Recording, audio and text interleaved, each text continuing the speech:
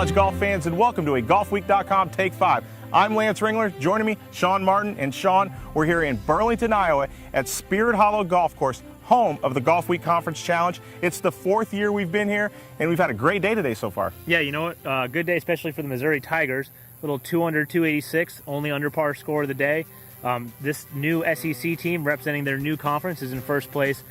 Missouri's Jace Long, senior, leading. Missouri's led every round they've played this year. Jace Long has led every round he's played this year, so I guess just a continuation of that trend. Well, for most of these teams, it's their first tournament of the year. A couple teams have played already. Only 4 teams who played in this event last year are back this year, and we really didn't know what to expect coming in here, did we, Sean? Yeah, we didn't, but you know, Ball State's in there second place with 3 shots back.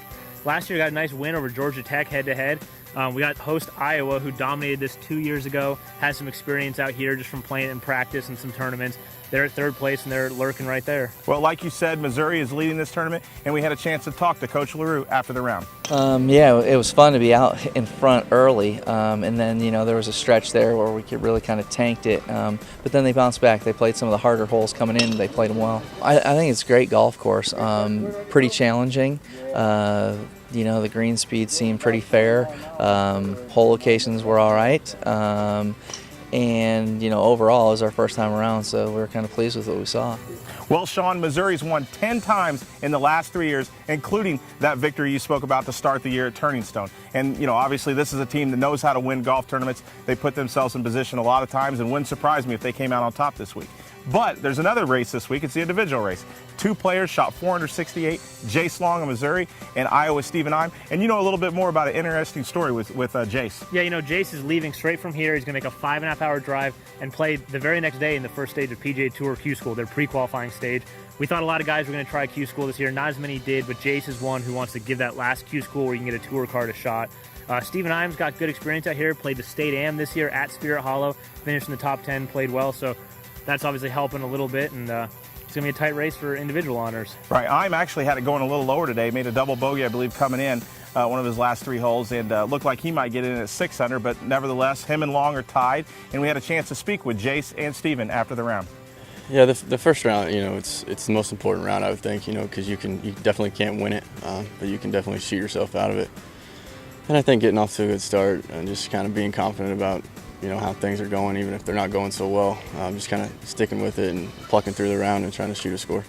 Golf course is good. It's in great shape. The greens are, I mean, perfect. You know, it's definitely a challenge. You know, it's a good course, and it's a good test for us. I never really got in any trouble all day, and that's always a good thing on a golf course, especially like this one. And I just had a lot of opportunities for birdie. You know, if you miss the green even by a couple feet on some of them, the rough is really nasty around the greens, and it's hard to get up and down. So you really have to put yourself in a good position on the green and to give yourself a good look at birdie. Moving along, Sean, another team in this field who you mentioned earlier, who's off to a really good start from the MAC Conference, Ball State. Played here last year, had a nice event. They finished 7th. They beat Georgia Tech. But this is an event that program really looks forward to because they have a chance to see some teams improve themselves, and it looks like they're off to a really good start in this year's tournament. Yeah, you know, this year, too, they're ahead of Wake Forest. I mean, back-to-back wins against Georgia Tech, Wake Forest. Think of all the tour players that have come out of those 2 programs. Then you got Ball State. Alex Stinson leading the way today for them, 69, 4 straight birdies on his back 9. Big thing for Ball State that's going to be important. No one shot worse than 75 today, and the only other team that can say that is Missouri, who's leading. Everyone else had a couple guys that struggled out here because you can rack up some big numbers pretty quickly when you miss fairways out here. Sean, our final topic today. Coach here has been coaching spanning maybe close to 4 decades. Bill Brogdon from the University of Tulsa always has a good story. Every time we walk by him, he has something to say, and he enlightens us on something with college golf. He had one for you today that I'd like for you to share with everyone. Yeah, you know, we take it for granted today with email and things like that. Instant communication, you need to get an answer. You can find it out right away. Bill's been around for a long time, way before this, and went to the Schenkel one year. He played 1 year, figured he's going to play again the next year as his tradition. Shows up for the practice round. Turns out he's not in the tournament. They asked, well, what are you doing here? Oh, we're here to play the Schenkel, great tournament. They rearranged tee times. They let him in the field because if you come from Tulsa to Georgia, you gotta make it worth their while.